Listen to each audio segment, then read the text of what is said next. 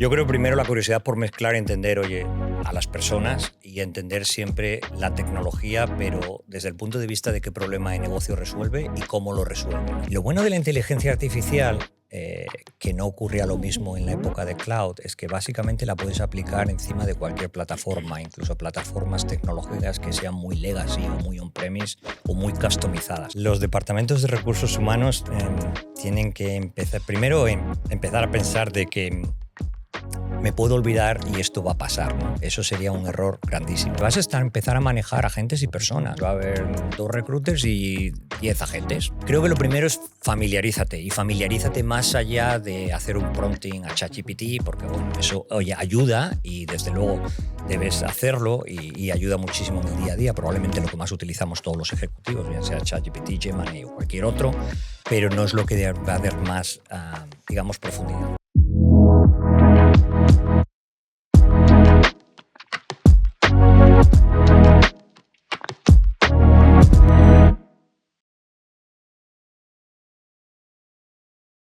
Hola a todos y bienvenidos a un nuevo episodio de Enclave de Inteligencia Artificial, el espacio donde Deloitte y Enclave de Personas y Deloitte exploran el mundo de cómo la inteligencia artificial generativa nos está cambiando el mundo y cómo, sin permiso, sigue haciendo de las suyas. Hoy además tenemos un invitado que nos hacía mucha ilusión traer, porque no solo ha vivido, sino que ha liderado con mayúsculas las transformaciones tecnológicas en grandes corporaciones. Hablamos de Chano Fernández, uno de los ejecutivos españoles con mayor presencia internacional en tecnología y talento, co-CEO de Workday, después co-CEO de Eightfold, hitos extraordinarios para un perfil europeo. Nos hace sentirnos muy orgullosos y es una figura aspiracional para muchos, que lo sepas. Y recientemente, desde el día 1 de enero del 2026, nombrado co-CEO de Klaviyo. ¿Pronuncié bien? Perfectamente, Luisa. Uno de los mayores players tecnológicos mundiales de marketing. Enhorabuena. Gracias. Y nosotros encima tenemos el lujo de poder entrevistarle hoy desde el podcast. ¡Qué suerte! Yo soy Luisa Izquierdo. Yo soy Luis Blas. Como siempre, acompañados por Sergio Duarte, socio de Deloitte Human Capital, que viene con la libreta Yo preparada apuntando y pluma cosas. en mano. Hay pluma en mano. Muy contento de que estés aquí con nosotros, escuchándote atentamente y a ver si conseguimos cerrarlo de alguna forma chula cuando acabemos este podcast. Muchísimas gracias por tenerme y muchísimas gracias por vuestro tiempo. Un placer. Nada, un placer para nosotros. Bienvenido. Y como es costumbre, aquí arrancamos siempre con un cuestionario rápido que nos hace ilusión, en las que lanzamos preguntas, así como para entrar en materia, con la idea de que respondas brevemente lo que te inspire. Así que arrancamos, ¿te parece? Vamos a por él. Venga. Inteligencia artificial, ¿amenaza u oportunidad? Oportunidad. Inteligencia artificial en la escritura, ¿potenciador del talento o enemigo de la originalidad? Potenciador del talento. Arte creado por IA, ¿revolución cultural o el fin de la magia? Revolución cultural y espero que la continuidad de la magia. Buenísimo.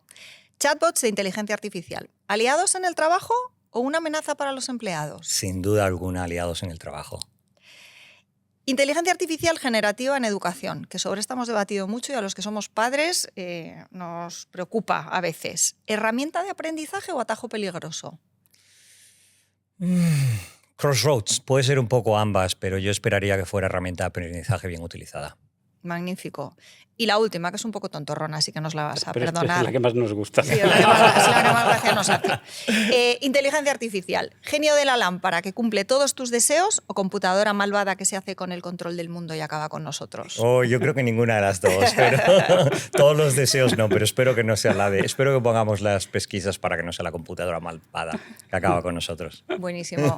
Gracias, Chano, por romper el hielo y vamos a entrar en harina. Vamos con ello. Como decía Luisa, uno de los ejecutivos españoles que con más presencia en empresa global, co-CEO de, como decía Luisa, Workday, ahora recientemente co-CEO de nuevo. Para mí además un orgullo, como decía Luisa, un español, un europeo en empresa americana, o sea, que demuestra que no hay arancel para el talento, eso parece. Entonces, si lo pensaras ahora, Chano, ¿qué 3 grandes decisiones personales te han ayudado o te han llevado a llegar donde has llegado? Yo creo que primero mucha pasión por lo que hago, mucho interés en aprender y crecer y un convencimiento pleno de que el trabajo duro te lleva más lejos que tu coeficiente intelectual. Y mirando ese recorrido con la perspectiva que dan los años, ¿cuál dirías que ha sido el hilo conductor? ¿La tecnología, el negocio, las personas o la curiosidad por mezclarlo todo? Yo creo que la curiosidad por mezclarlo todo, ¿no? Y además creo que hoy en día precisamente se habla mucho del intellectual curiosity o la curiosidad intelectual en el tema del IA y como una de las capacidades que estoy seguro que los ejecutivos de recursos humanos más buscan en las personas como complementariedad. Yo creo primero la curiosidad por mezclar y entender, oye, a las personas y entender siempre la tecnología, pero desde el punto de vista de qué problema de negocio resuelve y cómo lo resuelve, ¿no? Y creo que de eso vamos a hablar un poquito. Qué bueno. Chano, además, yo creo que eres una de esas figuras que ha mezclado bien, o como tú dices, el crossroad entre datos, software y talento. ¿Qué hay distinto en esta nueva etapa con inteligencia artificial, distinto a las revoluciones tecnológicas que ya hemos vivido en las áreas de recursos humanos? Hemos tenido suerte, creo que los que estamos hoy aquí, de vivir unas cuantas, ¿no? En los últimos 30 años, ¿no? Yo diría que esta es la más disruptiva, la que más potencial tiene y es similar quizás a la disrupción de Internet, ¿no? Entonces creo que las otras, llámese el pasar al cloud o el big data o el mobile o el que cada uno quiera poner, no tienen, digamos, ni muchísimo menos la misma amplitud ni la misma profundidad que va a tener la inteligencia artificial. Seguimos en esta línea de pensar en IA aplicada al mundo de recursos humanos. ¿Qué casos de uso concretos te parecen más potentes a la hora de esa transformación en esta parte que comentas que es tan distinta de lo que estamos experimentando ahora con esta nueva tecnología? Yo creo que lo que estamos viendo ya y sobre todo lo que vamos a ver en los próximos años, ¿no? Porque de alguna manera ahora hay más probar y testear en la mayoría de las empresas que realmente transformar profundamente. Pero yo te diría que cuáles no van a ser, ¿no? O sea, si miras desde el punto de vista de recruiting o reclutamiento, básicamente, si somos sinceros, casi el 100% se puede hacer hoy de manera con agentes, ¿no? Podemos hablar un poco de ellos, pero te diría que claramente un 90% va a ser hecho por agentes, bien sea la parte de encontrar ese talento o el sourcing, bien sea la parte logística de hacer el scheduling de entrevistas y demás, como las propias entrevistas, sobre todo, digamos, hasta ciertos niveles de profundidad, ¿no? O digamos, de ciclo del proceso de entrevistas. Luego es un poco la decisión de dónde quiero que esté, digamos, el check humano, ¿no? Si miras en el punto de vista de la gestión de talento, tanto la parte de internal mobility, que al final no es más que el recruiting, pero de alguna manera interno, ¿no? Como la parte de succession planning, de sucesión, como la parte de promoción, va a cambiar profundamente, ¿no? Y desde el punto de vista de compensación, pues al final casi hay dos temas, ¿no? Que es un tema, por un lado, el benchmarking y cómo quiero que esas compensaciones y datos y tal y franjas mido frente a job description. Yo creo que vamos a empezar a medir frente a skills. Y lo que se va a empezar a pagar más es por skills, y diríamos que más allá de skills, conocimiento, porque quizás donde estamos avanzando hoy con la IA es más allá de entender un poco de skills, pasar a knowledge, ¿no? Podemos hablar un poco de ello también, de cómo lo está haciendo la inteligencia artificial. Bueno, porque tú has estado en las corporaciones que has estado muy cerca de esa generación de negocio en cuanto a modelos de plataformas, marketplace de skills. ¿Cuál es el modelo de negocio que a ti más te interesa o el que más te provoca curiosidad? Yo creo que es una mezcla también, un poco lo anterior, ¿no? Más que nada, como dije, yo siempre intento pensar en cómo, digamos, la tecnología está resolviendo este problema de una manera diferente, ¿no? Y si miras en estos modelos de negocio, fundamentalmente han hecho un par de cosas, ¿no? En primer lugar, yo creo que han provisto de mayores oportunidades de acercar talento a oportunidad y crear una mayor ampliación de ese rango, ¿no? Y desde distintos puntos de vista, bien sea el punto de vista geográfico, bien sea un punto de vista más sectorial o industrial, o bien sea un punto de vista un poco de diferentes relaciones entre empleado y empleador. Frente al típico trabajo full time, pues plataformas que han estado generando gig works para que aprendas diferentes skills o puedas promocionarte o hacer movimientos laterales en la empresa o tener otras oportunidades de promoción, ¿no? Entonces, yo creo más que sí en el modelo que podemos discutirlos, es más un poco, oye, cuando lo piensas, es realmente lo que han hecho es abrir vistas y acercar más talento y oportunidad, con lo cual lo tomo desde un punto de vista muy positivo, ¿no? Yo, o sea, no me resisto a volver a lo que acabas de decir antes porque se ha quedado ahí un poco en el aire y tuvimos una conversación, algunos casos de uso donde ya nos han hablado de ese movimiento de empezar a compensar en lugar por una descripción de puesto, compensar en base a skills como algo muy novedoso. Pero tú le has dado un paso más. Dice, ya no es skills, es en función del knowledge. Cuéntanos un poco más. Es que no me quedo con la duda, luego ya retomamos. Pero... A ver, donde en la parte de talento empieza a haber herramientas más... Digital twin, como se dice en Estados Unidos, pero al final es un concepto muy amplio, ¿no? Pero de alguna manera es, oye, yo quiero tener un conocimiento mejor de todo aquel conocimiento que tiene Luis, ¿no? Entonces... ¿qué es conocimiento? Al final del día el conocimiento está muy disperso. Es lógicamente parte que está en tu brain, en tu cerebro, y una parte gran dispersa que está en todas tus herramientas de información, dado sea Google Sheets, dado sea Slack, dado sea OneTeams, dado sea cualquier programa que tengas en el ordenador, ¿no? Entonces, la oportunidad que existe hoy en día, lógicamente, con precisión de seguridad y control y con los permisos adecuados de hacer ese questioning desde maneras tan sencillas a, oye, quiero saber la última conversación que tuviste con este cliente y qué salió de ello, oye, me gustaría saber qué se habló en esta reunión o lo que sea, pero hacer questioning, digamos, a personas, por ejemplo, de tu equipo y llegar un poco a entender más knowledge o aplicado más a los recursos humanos cuando hablamos de job descriptions y hablamos de necesitan este tipo de skills y este otro tipo de skills. Decir, oye, Chano ha dejado la empresa, me gustaría tener una buena descripción de cuál es realmente el trabajo que Chano estaba desarrollando, ¿no? Y hacer un summary desde ese punto de vista, decir, Chano probablemente hizo este tipo de skills, pero dedicó mucho tiempo a este tipo de proyectos donde probablemente desarrolló estas actitudes, ¿no? Y tenía, digamos, relación con este tipo de personas y empleaba este tipo de conocimiento. Entonces, de alguna manera empiezas a hacer un poco más balance, más allá de skills, de entender lo que es el conocimiento diseminado, lógicamente que la persona lleva en su cerebro, pero que está diseminado en tus fuentes de información, ¿no? Qué bueno, es que no me quería quedar con la duda, me parece interesantísimo y nos va a dejar pensando. Entonces, sin ese duda. concepto de Digital Twin se está aplicando bastante hoy en día ya y en algunas empresas startups que verás en Estados Unidos en cuanto a funciones de talent management, ¿no? Buenísimo. Tú que has vivido el viaje de la tecnología a recursos humanos casi capítulo a capítulo, ¿no? Con toda la evolución. Si tuvieras que explicarle ese viaje a un director de recursos humanos, que no somos la función más tecnológica del mundo y que sintiera que va 2 o 3 pasos por detrás, ¿cómo lo harías y qué pasos o qué hitos crees que no se pueden saltar para entender este viaje en el que estamos? Ya. A ver, si vamos a los grandes, digamos, cambios tecnológicos que ha habido, desde el on-premise hasta el cloud, hasta todo el tema de data y ahora la inteligencia artificial, yo diría, mira, el on-premise al final del día es una herramienta que normalmente generalizar es algo que no es bueno, ¿no? Pero en general es una herramienta que es costosa de adopción de innovación y es normalmente no muy buena en cuanto a experiencia de usuario, ¿no? El cloud quizás tuvimos un cambio bueno y positivo en cuanto a mejora de experiencia de usuario y una mejora colaborativa, ¿no? Sobre todo aquellas herramientas de cloud que eran public cloud y, oye, cuando se hacía un código para alguien, pues aplicaba a todos los clientes y podías adoptar cualquier innovación, no te quedabas en el pasado y tal y cual. Y ese creo que fue un hito importante, ¿no? Y lo bueno de la inteligencia artificial, que no ocurría lo mismo en la época de cloud, es que básicamente la puedes aplicar encima de cualquier plataforma, incluso plataformas tecnológicas que sean muy legacy o muy on-premise o muy customizadas. Es verdad que si tienes una arquitectura moderna, digamos, más microservicios y más moderna inteligencia artificial, vas a sacar mucho más productividad y vas a sacar mejores, digamos, insights o mejores visibilidad, pero te permite aplicarla sin hacer cambios de arquitectura, que son los que suelen llevar muchísimo tiempo y muchísimo coste en ninguna de las plataformas, ¿no?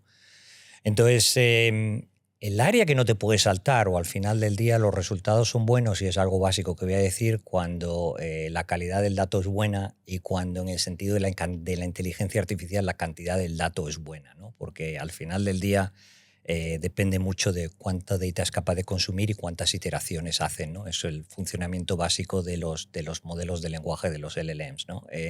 Lógicamente llegar a un 80% de concreción o de accuracy no es relativamente muy complicado. Pasar de ese 80 al 100 pues resulta mucho más challenging, mucho más difícil, ¿no? Mucho más costoso. Bueno. Chano, vamos a movernos a un mundo menos glamuroso y en cuanto a la pregunta. ¿Cuál dirías en tu experiencia que es el error típico cuando, y perdón por la expresión, las empresas tratan de meter inteligencia artificial en recursos humanos?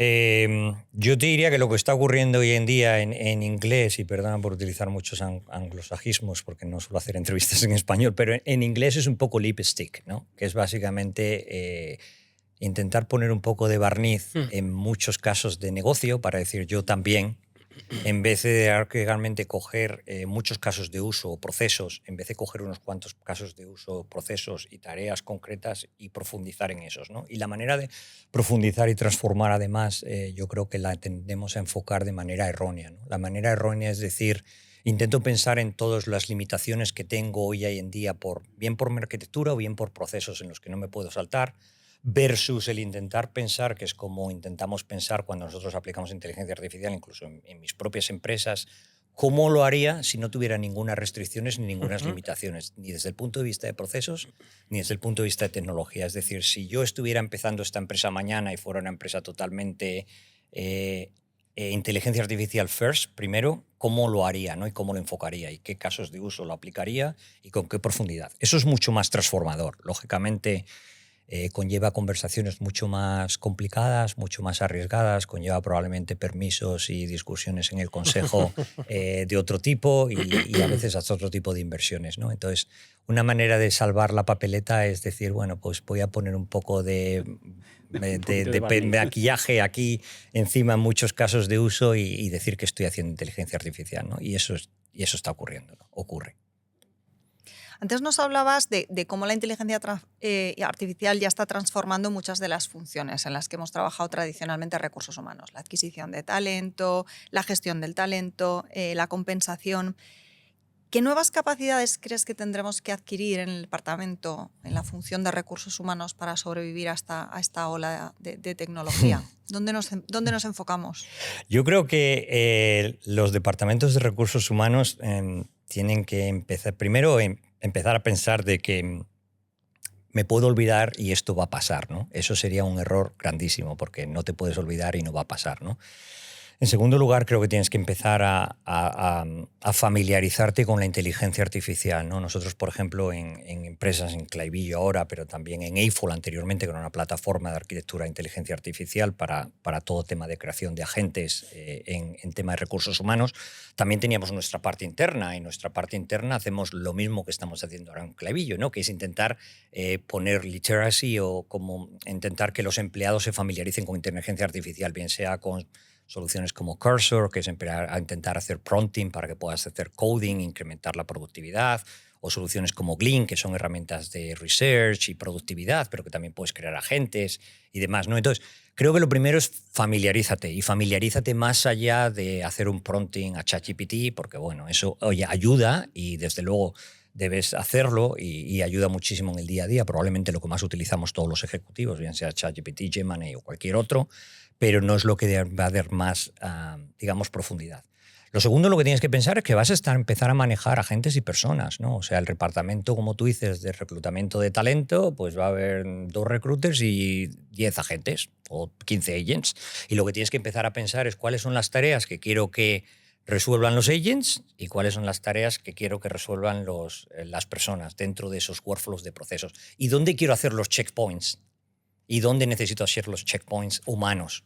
Esos checkpoints pueden ser bien porque sean, oye, por compliance los necesito, por cumplir con regulación y legislación, o bien necesito hacerlos por, no sé, por filosofía de empresa, o bien por propia política de empresa, o porque todavía no tengo confianza y luego voy disminuyendo ese número de checkpoints, ¿no? Pero entonces manejar agentes, si no entiendes muy bien las tareas que están manejando esos agentes y digamos cómo algunos de ellos están manejando data y cómo funcionan y cómo se producen algunos de los outputs, es un poco complicado si no te metes un poco en las tripas, ¿no? Entonces, de alguna manera, casi todos y aquellos que no son muy tecnológicos tienen que empezar a pensar que lógicamente hoy es mucho más fácil, pero que tienen que familiarizarse con la tecnología y tienen que familiarizarse, no te voy a decir hacer el código por detrás, pero sí saber cómo funciona, ¿no? Y construir agentes, animarte a construir agentes. No es tan complicado, de verdad, yo os animaría muchísimo, o sea, de verdad que primero hay muchísima información, da igual, desde cursos gratuitos de NVIDIA hasta OpenAI, hasta muchos otros, hasta los Cursor y demás, Y yo te diría que alguien se pone y te sorprendería, ¿no? Cuando hacemos estos cursos en la empresa, como digo, de literacy, de traer a los empleados, es que con un poco de 2 o 3 horas de preparación y 3 o 4 horas de cursos, un empleado que no sepa nada de tecnología empieza a crear agentes básicos. Qué bueno. Entonces, de alguna manera no se trata de que a partir de ahora el director de recursos humanos Ya. ese vaya a ser su función, porque va a ser en IT o tal, pero lógicamente, yo soy un convencido de que tienes que tener contenido para poder añadir valor, y cuando vas a estar hablando con tu CIO, Chief Information Officer, tu CIO, de lo que tienes que crear en cuanto a cómo distribuyes tareas, agentes, dónde pones agentes y tal, oye, si tienes ese conocimiento, tienes te va a la base, facilitar mucho claro. esas conversaciones, Claro, ¿no? claro, sin duda. Si alguno... Así que trabajo para Navidad. Sí, sí. Para que Qué no lo bueno. haya hecho. Apuntado, nos lo apuntamos.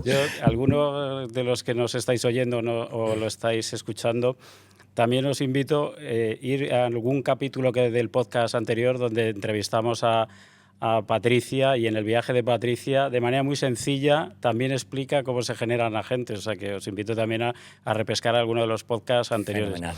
Yo, Chano, siguiendo con la línea que decía Luisa y sobre el rol puro de recursos humanos o de un director de recursos humanos, escuchándote y escuchando a muchos de los que han pasado por el podcast, es muy claro que ha cambiado, va a cambiar en muy poquito tiempo, ¿no?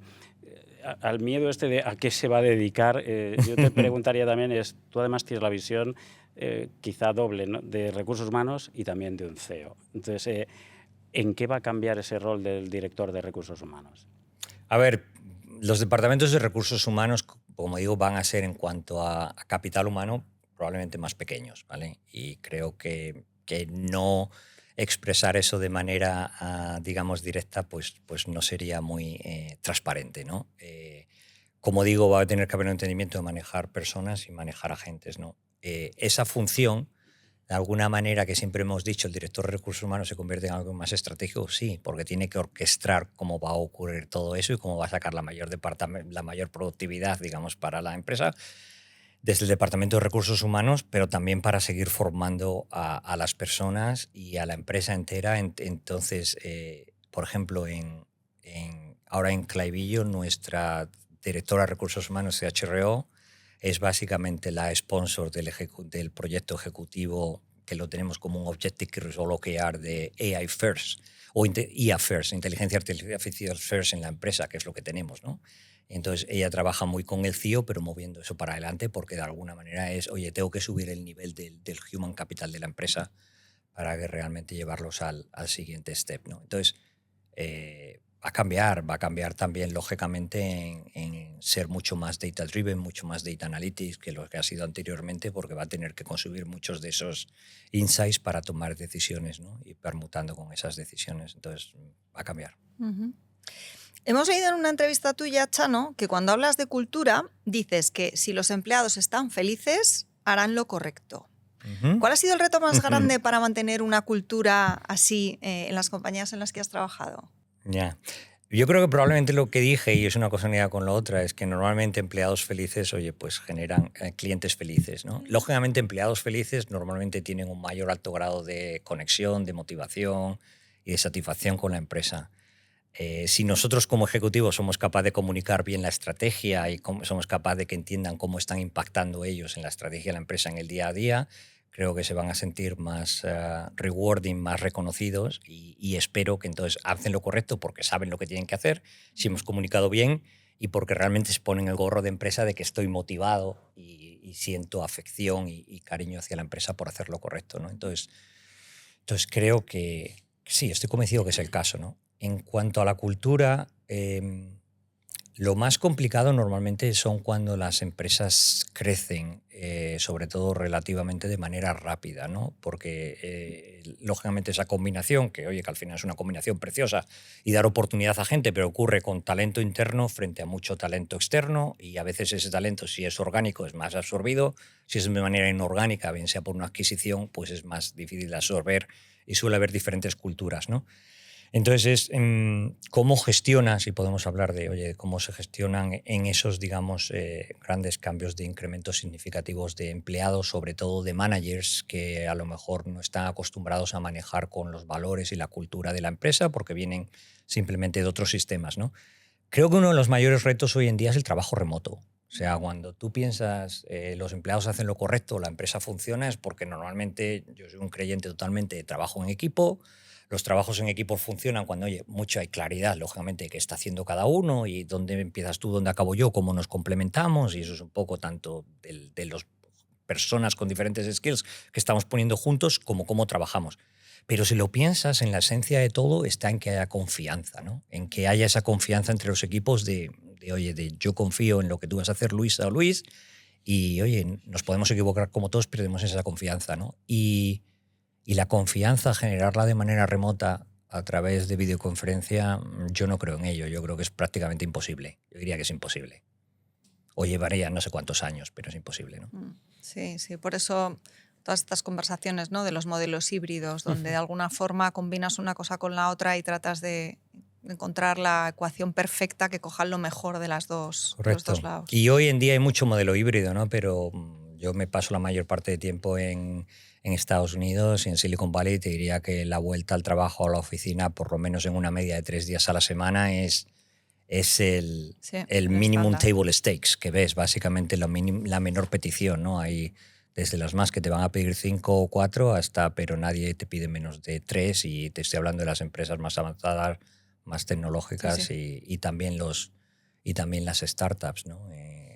Donde pasan muchísimo tiempo en la oficina, ¿no? Y une un poco con lo que decía al principio del trabajo duro, ¿no? Que al final nos cuesta reconocer, pero en Estados Unidos lo habréis leído hasta ahora, esto de las startups, el 996, que es 9 horas al día de 9 a 9, 6 días a la semana, ¿no? Incluido el sábado. Entonces se trabaja duro. Yo, aprovechándonos también de tu visión global, Chano, y de tu conocimiento de regiones, países, ¿en qué dirías sobre todo que España, Europa, está con un gran hándicap, o en qué estamos en una posición de ventaja comparativa, ¿no? O sea, pero ¿dónde crees que estamos, España, Europa, en toda esta batalla? Voy a hablar un poco más de Europa en general porque no estoy tan cercano, digamos, al mundo profesional español últimamente, desgraciadamente o desafortunadamente. Entonces, Europa, ¿no? Yo te diría que en el tema de talento, tecnología y conocimiento, estamos a la par, y solo tienes que ver la cantidad, incluidos españoles, que hay hoy en día, incluso trabajando en empresas tecnológicas en Estados Unidos y en startups, ¿no? En cuanto al acceso a capital y demás, ha mejorado muchísimo en los últimos años. Yo te diría, Luis, que es una cuestión de mindset, es una cuestión de cultura y de mindset, ¿no? Donde la cultura americana... Hay dos temas, ¿no? Tema probablemente mindset y cultura, y temas de diferencias de compensación, sin duda alguna. ¿Vale? Pero en el tema de mindset y cultura yo te diría que son más de pensar más, think big, pensar más grande y tomar muchos más riesgos. De hecho, hoy en día es increíble. Tengo hijos ahora de 24, 22 años y ellos trabajan en tecnología, trabajan en Google, yo trabajo en una empresa de ciberseguridad y demás. Y todos quieren ser emprendedores. O sea, o la mayoría quieren ser emprendedores, ¿no? Y eso lo estás viendo en muchísimo talento en Estados Unidos. Da igual, 2 o 3 años en un Google o lo que sea, aprendo un poco y tal, y ya quiero ser entrepreneur, ¿no? Y aquí en Europa y en algunos países buscamos mucho más ese safety, esa seguridad y esa tranquilidad y el cuidado, ¿no? Y entonces creo que ahí está la mayor diferencia, no en cuanto a somos peores desde el punto de vista tecnológico o no tenemos el talento. De hecho, Estados Unidos, obviamente sin el talento de India no estaría donde está, pero yo diría que posteriormente fuera de India hay muchísimo talento europeo y talento español que está, digamos, contribuyendo, impactando muchísimo a empresas tecnológicas norteamericanas. Decías mindset y decías básicamente compensación, que no quiero que se me escape tampoco. En temas de compensación también hay una gran diferencia. Hay gran diferencia, sí. Y eso ocurre en toda Europa, ¿no? Eso ocurre en toda Europa. Y hay estos debates, da igual, coges el Reino Unido y miras los CEOs del FTSE 100 y comparas con los CEOs de Nasdaq o de New York Stock Exchange en US, y hay una diferencia tremenda, ¿no? Y al final del día, pues es un elemento también de decisión que hace que el talento se deslocalice, ¿no? Pues ahí igual tenemos que reflexionar un poco, ¿no? Y darle una pensada. Uh-huh. En fin, vamos al plano personal. Chano, ¿cómo utilizas la IA en tu día a día como directivo? ¿Qué herramientas de uso se han quedado contigo ya porque realmente piensas que te cambian la forma de trabajar? Danos unas pistas. Pues creo que como casi todos los directivos, en primer lugar, utilizamos los típicos LLMs, ¿no? Donde intento que no nos maten la originalidad y no nos pierdan. Es decir, cuando, por ejemplo, tengo que escribir una comunicación a todos los empleados, aunque el output sea peor, la escribo yo y no la suelo pasar por ChatGPT o por nada. Es una cuestión de que se me vea como la autenticidad de lo escrito, ¿no? Algunas veces la paso y digo, el output es mejor, pero no lo quiero hacer porque no quiero que esté contaminado, ¿no? Entonces, digamos que esa es la herramienta básica. Y luego, fundamentalmente, o sea, podría contarte unos cuantos casos de uso, pero quizás uno que utilizo que es muy útil es, tengo como 10, 15 agentes que hemos creado que me ayudan a controlar, manejamos la empresa con el típico OKRs, Objectives and Key Results, y en cuanto a este año tenemos como 5 OKRs, y en esos 5 OKRs básicamente para ver dónde están updates de cómo están progresando los diferentes equipos del trabajo. Cada miembro del comité ejecutivo es sponsor de un OKR y dirige equipos multidisciplinares de varias líneas de trabajo, de diferentes áreas de la empresa. Entonces, también para pedir updates de cómo está el tema, para tener acciones que estemos pendientes, para dónde están los mayores riesgos. Esos agentes, digamos, me sacan mucha parte de la información de dónde están y también me ayudan a hacer las preguntas correctas y a prepararme cuando tengo las reuniones de seguimientos con ellos, ¿no? Entonces, hoy en día tengo 12 agentes, 12, sí, voy a crear un par de ellos más, Wow. manejando esos 5 OKRs que cada uno compra las partes de tareas diferentes, no cubren todo el proceso, pero cubren una gran parte del proceso, ¿no? Y me quita mucho, o sea, me ayuda o me quita muchísimo tiempo administrativo a bien tener llamadas para controlar qué está pasando o bien tener que leer mucha documentación y tal que se genera, ¿no? De vez en cuando la chequeas, pero vamos, es bastante correcto. Excelente, yo me lo apunto. Yo 12 no, pero un par de ellos por lo menos me tengo que Algunos crear. agentes los creas muy rápido, son una cuestión de horas y hacen tareas muy pequeñitas o hacen un par de tareas, otros hacen trabajos más completos, ¿no? Bueno. Genial.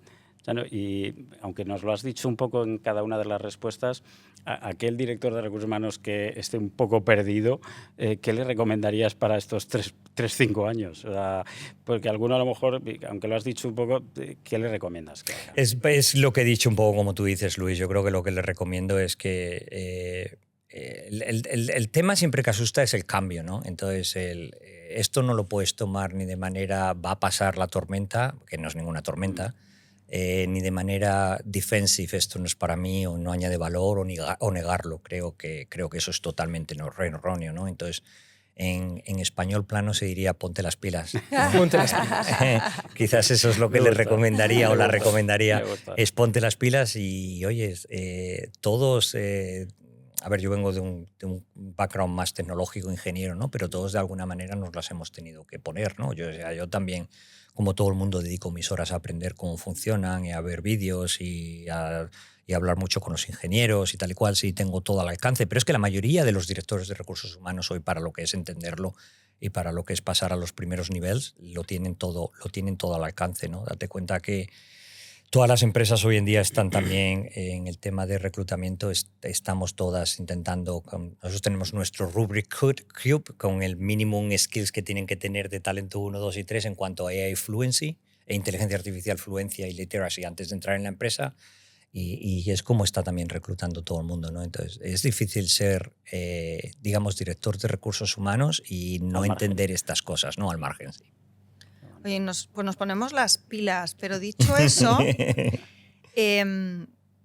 sobre todo teniendo en cuenta la cantidad de datos que manejamos y la sensibilidad del dato que nosotros manejamos, ¿dónde ves tú las líneas rojas para un director de personas? ¿Cuál es la línea que crees que no debemos cruzar cuando pensamos en aplicar inteligencia artificial a la gestión del talento? Lo bueno, Luisa, es que no tienes que cruzar ninguna. O sea, te quiero decir, no hay absolutamente que cruzar ninguna para aplicar la inteligencia artificial. Es decir, vais a tener muchos datos, vais a tener muchos talentos, pero la legislación, la regulación los cubre de manera muy, digamos, adecuada. No cruces ninguna que lo cubra. Muchas veces estos datos y estos talentos los están manejando vuestras herramientas de cloud, dígase un Workday, un SAP o cualquier otra, SuccessFactors o cualquier otra de manera agregada, de manera anonimizada y básicamente con ese tipo de datos, de manera masking, los tipos de datos de personal identifiable information, de identificación personal, y de esa manera no tienes que cruzar ninguna línea roja. O sea que eso no debería quitar el sueño. Ya no casi de las últimas, pero te hemos oído hablar siempre de la simplificación, ¿no? O sea, ¿y cómo simplificar esto? ¿En qué parte de la experiencia de un empleado, por ejemplo, cómo simplificas la complejidad tecnológica? Ya, yo soy un fan de la simplificación. No digo que siempre lo consiga, pero soy un fan porque, y, sabéis, hay muchos empresarios muy de éxitos y algunos que lógicamente viene a la mente donde son fans de la simplificación, ¿no? Entonces, realmente es que acabamos haciendo muchas cosas que no añaden mucho valor y que no nos cuestionamos por qué hay que hacerlas, ¿no? Entonces, cuando llego a cualquier empresa, diga, sí, ahora hay Clavijo, empiezo a mirar en procesos y digo, ¿cuál es el valor que añade este proceso y por qué lo tenemos que hacer y por qué estamos gestionando a lo mejor cosas internamente diferentes que comunicamos externamente y por qué no podemos unir ambas cosas y demás, ¿no? Entonces, cuando piensas, por ejemplo, en recursos humanos, ¿no? Realmente no empezamos a pensar qué decisiones queremos tomar, cuáles son las decisiones críticas que vamos a tomar y para eso qué tipo de procesos e información necesitamos. Eso por un lado. Y por otro lado, cuáles son aquellos que son totalmente un must-have o tener desde el punto de vista de regulación o de compliance. Y lo demás, ¿para qué? ¿Vale? Pero nadie piensa de esa manera. Todo el mundo, y lógicamente estoy muy familiarizado con la implantación de herramientas de transformación, de recursos humanos y demás, habla muy bonito del SSL Assist y el to be, de los procesos y cómo voy a cambiar y cómo voy a empezar a dejar de hacer algunos que no añadían valor. Y cuando comparas el resultado final con el resultado inicial es muy parecido. Otra cosa es que haya procesos un poco muy simplificados, pero si miras cuánto se ha quitado, realmente no hay mucho, ¿no? Luego empiezas y miras 3 años después y digas, de todos estos procesos, ¿cuántos se están utilizando de manera recurrente o cuántos básicamente están ahí en el armario y no se han vuelto a utilizar? Y te diría que es brutal, ¿no? Brutal en el sentido de un 70 o 80% que se mantienen. Y entonces luego te preguntas, oye, ¿por qué los mantengo? ¿Los mantengo porque lo necesito por regulación o compliance? Entonces, ¿manténlo o los mantengo porque me están ayudando a tomar decisiones? ¿Y qué decisiones me están ayudando a tomar, ¿no? Entonces, yo es como intento pensar, intento ser muy crítico, intento, digamos, cortar aquellos que no son necesarios, ¿no? Creo que es una manera de gestionar. Toda la gente habla, por ejemplo, de priorizar y siempre priorizas y tengo mucho focus y cuando preguntas añaden más cosas y siempre es what am I going to stop doing? ¿Qué no voy a hacer más? ¿No? Y esa siempre es una parte complicada, ¿no? Es un poco lo mismo en el tema de la simplificación, ¿no? Y ser bastante decisivo, ¿no? Te puedes equivocar, pero si no me ayuda a tomar decisiones, si no es crítico, no me ayuda para compliance y regulación, mátalo y no lo hagas, ¿sabes? No me interesa para nada, ¿no? Pero no sé, no veo mucha gente que piense de esa manera porque cuando comparo resultados finales con básicamente se hacen un poco a lo mejor más simples en cuanto he quitado 2 pasos del proceso, pero el proceso sigue. Pero realmente no sé si el proceso añade mucho valor o cuánta gente lo utiliza, ¿no? Lo utiliza un 1% de la empresa o menos o no lo utiliza nadie. Me ocurre mucho de eso. Genial. Pues antes de terminar, no nos resistimos a preguntarte sobre tu nuevo proyecto. ¿Qué es lo que más te ilusiona de este nuevo reto de ser co-CEO de Clavijo? A mí siempre me ilusiona el estar en empresas que sean, digamos, que estén al frente de la tecnología, ¿no? Entonces, en Clavijo es más una empresa más ligada al CRM, pero básicamente estamos creando el mundo de completamente autonomous marketing y autonomous service, vía inteligencia artificial, ¿no? Si lo piensas, es una empresa que básicamente lo que intentamos es un B2C CRM, entonces sobre todo en retail y en e-commerce, pues cuando facilitamos bien la comunicación entre las empresas y los empleados para creación de campañas, comunicación, seguimiento, ¿no? Este tipo de cosas. Entonces, siempre me interesa empresas de crecimiento alto y en Clavijo estamos creciendo como al 33% y más o menos 1,5 billón de facturación. Vemos bien y me interesa aquellas que, digamos, que estén reimaginando, que estén disrumpiendo, que estén creando nuevos entornos, ¿no? Entonces, el tema de generación autónoma de campañas de marketing, de workflows, de formato, de básicamente, digamos, lo que es una compra totalmente automatizada, pero desde la generación de campaña de marketing hasta el servicio que se produce en esa compra y tal, es un reto fascinante y las herramientas están ahí, ¿no? Entonces, bueno, es una oportunidad de aprender. Y es una oportunidad de aprender en entornos también de segmentos que normalmente he estado trabajando mucho en cliente grande y tenemos muchos clientes grandes, pero tenemos casi 200.000 clientes a nivel del mundo, con lo cual hay mucho cliente también pequeño y es algo en lo que tengo menos experiencia, ¿no? Entonces, Siempre cuando pienso en los retos, pienso lo primero es qué voy a aprender, ¿no? Lógicamente tienes que contribuir porque vas a servir, sobre todo cuando tienes un puesto senior ejecutivo, siempre tienes que pensar voy a servir y voy a servir a los empleados, pero desde el punto de vista más egoísta es qué voy a aprender, ¿no?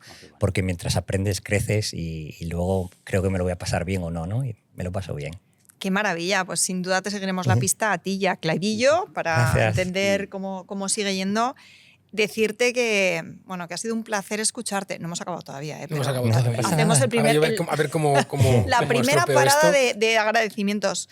Te decía antes que para muchos de nosotros tener una figura como tú ahí fuera es muy inspirador y hoy lo hemos escuchado. Ha sido casi como tener una brújula que nos da pistas de hacia dónde tenemos que irnos dirigiendo desde la función. No, totalmente. Yo, como dice Luisa, es verdad que nos quedamos con el mensaje esto va rápido, pero también a los que nos gusta navegar, si sabes hacia dónde vas y dónde miras, es más fácil, ¿no? Y viéndote con la claridad con la que tomas el reto, el nuevo proyecto, está claro que tienes claro hacia dónde quieres navegar, ¿no? O sea, que ya ha sido tremendamente inspirador. Total, así que muchísimas gracias por compartir tu conocimiento y con esta naturalidad. Y ahora, Sergio, o sea, en fin, el reto es mayúsculo. Sergio siempre cierra nuestros podcasts. Muchas gracias, Luisa y Luis. Nada. Muchísimas gracias, un placer, de verdad. Muy amable por vuestra parte. Sergio siempre cierra nuestros podcasts con una reflexión final donde nos ayuda como a poner todo lo que hemos ido escuchando en orden y nos ayuda a hacer esa última reflexión antes del cierre. Todos nuestros oyentes y los que nos ven saben que se tienen que quedar hasta el final para escuchar las perlas de Sergio. Así que ahí te lo dejamos, Sergio, amigo. ¿tienes el trabajo duro? Dale, ¿Has visto? No, hombre. yo voy apuntando cosas y encima solo tengo 2 hojas y un boli y mi rodilla. Y me estoy pensando si hago una cosa que no debería hacer al final del cierre, que es hacerte una pregunta, porque es una pregunta que tengo. Entonces no sé si te la hago en privado después o la hago en público. Yo la haré en público y luego que decidimos si cortamos o no. Esto lo digo para edición. Porque tú nos has hablado de cosas que van más allá de la inteligencia artificial, ¿no? Es decir, como co-CEO de muchas compañías en las que has trabajado previamente y donde estás ahora, nos planteas una reflexión inicial que dice, al final esto no va de tecnología. Has dicho, esto va de qué problema de negocio resuelve y cómo lo resolvemos, ¿no? Al final esa es una reflexión que parte de decir, tenemos una situación en la que tenemos que decidir si esto tiene arreglo y si lo arreglamos, cómo lo arreglamos. Con esta reflexión me he puesto como consultor, ¿no? Que es a lo que nos dedicamos nosotros, y me ha hecho mucha gracia la Assist2B. Y a veces lo que hacemos los consultores es, ostras, hoy tienes esta situación, ¿cómo te ayudamos a mejorarla? Y tú has dicho, no, es que no va de esto la cosa. A veces lo que va es, olvídate de lo que tienes ahora, piensa en los problemas que quieres resolver y cómo resolverlos, y nos planteas el reto de coger una hoja en blanco y reinventar, ¿no? Con lo cual es realmente una aproximación diferente, ayudar a las compañías a resolver sus problemas de negocio. Y esto lo dejo ahí, como siempre digo, en la reflexión que voy a hacer. Y entonces ya me he ido al plano un poco de la reflexión sobre inteligencia artificial, propuesta de valor y ese tipo de cosas, ¿no? Entonces lo que he hecho ha sido, he hecho como 3 bloques, siempre hago 3 porque es lo que creo que la gente se acuerda y porque tampoco tengo capacidad para crear 4 cosas.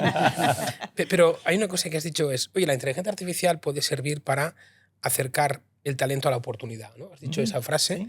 Y entonces ahí me ha venido a la reflexión lo que decimos nosotros. Cuando hablamos de compañías, decimos, sí, una compañía tiene que tener una propuesta de valor a sus clientes. Esta frase ya la hemos dicho.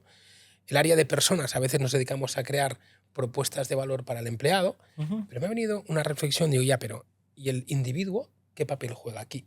Porque el individuo puede ser un receptor de esa propuesta de valor en una organización o tiene que decidir cuánto vale. Sí.